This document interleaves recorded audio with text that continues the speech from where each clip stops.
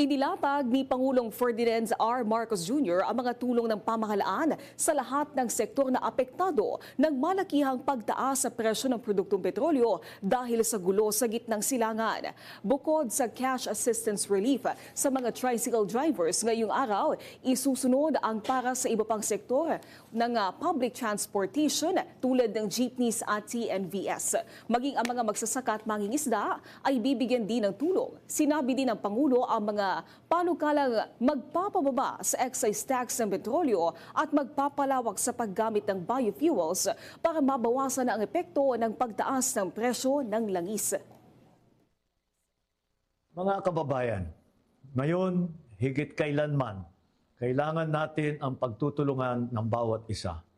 Walang iwanan, walang maiiwan sa pagharap natin sa hamong ito. Asahan ninyo ang patuloy namin paggawa ng mga hakbang upang maibsan ang mabigat na epekto ng kaganapan sa gitnang silangan sa taong bayan. Naway manatili ang ating tiwala sa isa't isa at ang pananampalataya na malagpasan din natin ang mga pagsubok. Dalangin natin ang kapayapaan at kaligtasan ng lahat.